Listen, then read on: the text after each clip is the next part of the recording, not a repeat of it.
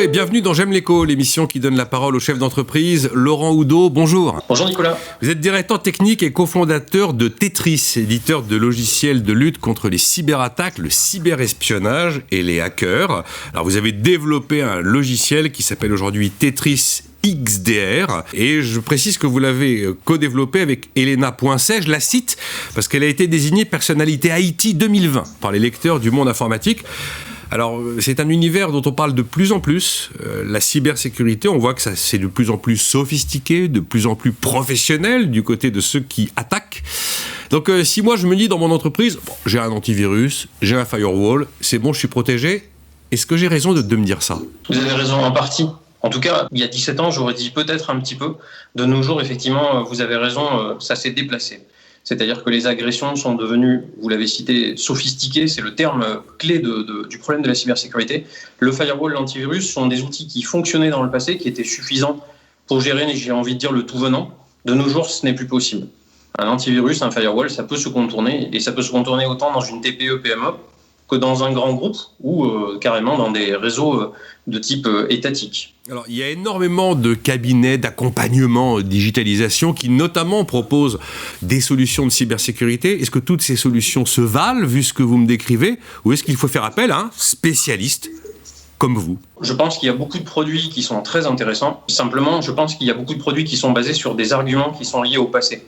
Vous savez, c'est un peu comme quand on disait « je veux aller de la France aux États-Unis, je prends le Zeppelin ». Il y a un siècle, on va dire. Bon, c'est terminé, ensuite on est passé à l'avion. Il y a eu un dominant design avec effectivement des vieilles technos que tout le monde suivait. Et puis là, il y a eu un changement dans l'aviation. Là, c'est exactement ce qui est en train de se passer dans l'informatique. On a des vieilles technos que vous avez citées, et il y en a beaucoup d'autres. Et les cabinets de spécialistes, il y en a qui sont restés sur d'anciennes, mais qui ont compris que la migration est en marche. Et il faut que tout le marché aussi, il faut que les clients aient envie de se sécuriser, envie d'investir. Et effectivement, je crois que c'est très difficile pour un responsable de sécurité de prendre une décision et de se dire « j'ai choisi les bons experts, j'ai choisi les bons produits ». C'est le cœur du problème. Et le cœur du problème, alors comment on fait son choix lorsqu'on doit décider de mettre en place une véritable protection contre les cyberattaques ? Comment est-ce qu'on va trouver le bon acteur ? Il se trouve que vous, votre logiciel XDR, il a été certifié au mois de janvier par le Centre de test indépendant de validation des performances des produits de sécurité de l'information SKD Labs, jugé d'ailleurs excellent.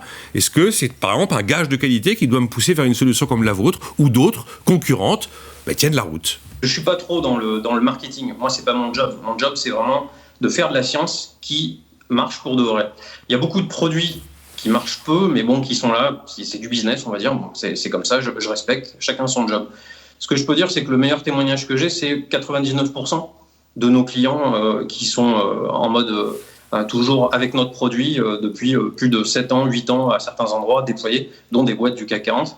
Donc ça, pour moi, c'est vraiment le gage de sécurité, puisque ça veut dire que les gens n'ont jamais jugé qu'il fallait changer. Et pourtant, des attaques, il y en a eu, quoi. Donc déjà, c'est ça. Après, c'est vrai, vous avez raison, on a eu pas mal de trophées à l'étranger, notamment. Par exemple, celui que vous avez cité est à Beijing. C'est le laboratoire le plus gros de tout ce qui est la zone Asia-Pacifique. On en a eu aussi aux États-Unis. Donc c'est vrai que ça peut jouer en faveur de ce problème-là de perception dont vous parlez sur le marché. Laurent Oudot, à vous entendre et vu la mutation et la rapidité avec laquelle cet univers change, j'imagine qu'il y a plein d'entreprises qui se sentent protégées et qui ne le sont pas, et qu'en fait on n'est pas mûr du tout, par exemple en France, par rapport à ces enjeux. Je crois qu'il y a des biais cognitifs tout à fait sur la perception en fait du sentiment de sécurité par rapport à une réalité. Il y a eu peut-être pendant des années des gens qui vendaient, je sais pas moi, des parapluies en disant ça bloque les missiles. Et puis là, avec toutes les demandes de rançon, avec les fameux rançongiciels ou ransomware, le vrai terme qu'on utilise en anglais, c'est-à-dire, vous savez, les fameux outils qui font que quand il y en a un qui rentre dans votre réseau et que ça éclate sur chacun de vos disques durs de toute votre entreprise, après on vous demande de payer une rançon, bien sûr, ou sinon vous ne récupérez pas votre informatique.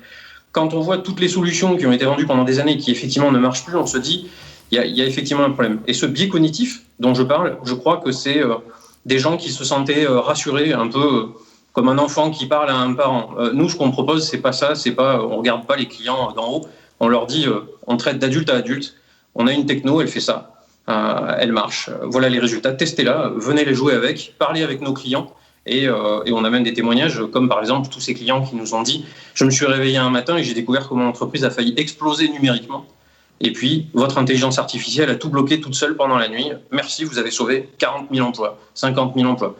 Dans ces moments-là, je me dis, OK, je sais qu'on tient quelque chose. Comment est-ce que vous allez intervenir concrètement dans une entreprise ? Traditionnellement, on va simuler une attaque pour montrer que ça peut arriver, ou alors on va expliquer que votre firewall que vous pensiez infaillible ne l'est pas du tout. Quelle est la méthode finalement ? C'est un peu le problème, c'est que nous, on ne cherche pas à remplacer les produits. On est, vous l'avez cité, une XDR, ça veut dire quoi ? C'est une Extended Detection Response, donc plateforme, donc une plateforme de détection et de réponse, on va dire de manière avancée, de manière étendue aux incidents de sécurité. On l'a fait en faisant de la hyper-automation, c'est les termes en anglais, mais de l'hyper-automatisation pour pouvoir neutraliser tout seul les choses qui sont inconnues et malveillantes. Ça veut dire qu'on a fait quelque chose qui va détecter tout seul. Et ça, effectivement, ça veut dire que quelqu'un qui nous dit « je voudrais garder une partie de ma sécurité », je veux garder mon firewall, je veux garder mon antivirus peut-être, qu'est-ce que je peux faire ? Nous, on n'est pas juste une XDR. En plus d'être une XDR et d'être la première XDR du monde dans le passé, une des premières à avoir été créée, on est une Open XDR. Et ça, en Europe, on est la seule actuellement sur le marché Open XDR qui est déjà proposée. Ça veut dire que les gens peuvent garder leurs produits, nous on les complète. Il y a des trous, c'est pas grave, on va compléter, on va fermer ces trous. Il y a des problèmes de compatibilité, c'est pas grave, ça va marcher. Les gens ont envie d'avoir une vision complète de leur cybersécurité de manière simple, on le fait. Voilà, donc c'est plutôt un processus souple, avec des fois nos partenaires, où on vient, on dit ok, quels sont vos problèmes ? On vient combler les choses et on vous donne une vision holistique de votre cybersécurité. Vous insistez sur le fait que pas mal de vos concurrents sont en fait russes, israéliens ou américains, et qu'avoir une solution européenne et française, c'est important. C'est important d'avoir une solution presque territorialement française ? J'ai envie de vous dire au minimum européenne. Vous l'avez vu récemment, les tensions entre la Russie et les États-Unis, ou les tensions entre la Chine et les États-Unis, nous amènent à un niveau d'incertitude, un niveau d'entropie fort sur ce qui se passe au niveau cybersécurité. Les États-Unis, le président des États-Unis lui-même dit qu'il a l'impression qu'on est peut-être, en tout cas les gens autour de lui disent, en cyberguerre. Ça veut dire que peut-être que finalement la Russie est en train de casser les États-Unis de l'extérieur. Peut-être que c'est la Chine, peut-être que c'est d'autres pays. Au milieu de ça, le rôle de l'Europe, c'est quoi ? Et le rôle de la France ? On veut subir, on veut être les vassaux numériques qui vont juste devoir acheter des produits dont on sait tous qu'il y a des failles potentielles dedans qui sont connues par tel ou tel pays ?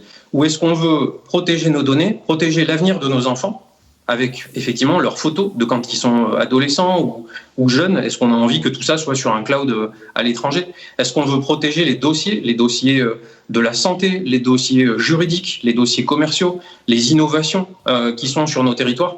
Voilà, donc l'Europe, effectivement, doit se positionner. Et ça ne veut pas dire se fermer aux autres, ça veut dire rééquilibrer au niveau mondial une façon de faire du business et de la technologie numérique ensemble, en réfléchissant aux impacts. C'est-à-dire, il y a des endroits, on met un trait, voilà, ça c'est ma maison, mais on peut se voir, on peut faire du business ensemble sur les choses, et il y a d'autres endroits, effectivement, qui sont différents. C'est ça qui va se passer. Donc c'est un enjeu de souveraineté d'ailleurs qui a poussé le gouvernement à inscrire 1 milliard d'euros en matière de cybersécurité dans le plan France Relance. Dernière question, 20 millions d'euros levée de fonds signée Tetris au mois de novembre.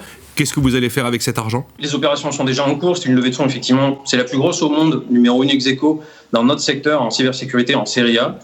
Nous avons un volet technologique, c'est-à-dire continuer d'être dans les meilleurs au niveau innovation face à nos concurrents, vous avez cité plusieurs pays. Aussi être les meilleurs face aux attaques de la mafia, des services de renseignement, etc., qui sont très offensifs. Ensuite, un volet marketing, parce qu'en réalité, avant, on faisait une des meilleures technos, mais vous connaissez le mal français, super techno, mais pas forcément tant de publicité, etc. On est à fond dessus. Voilà, et puis maintenant, le business, avec effectivement plus de partenaires, des partenaires très sophistiqués, très avancés, très pushy, j'ai envie de dire, qui sont en train de proposer notre offre un petit peu partout dans le monde. Merci Laurent Oudot. Donc la solution Made in Europe pour la cybersécurité signée Tetris. Vous êtes donc le directeur technique et cofondateur de cette entreprise. Merci.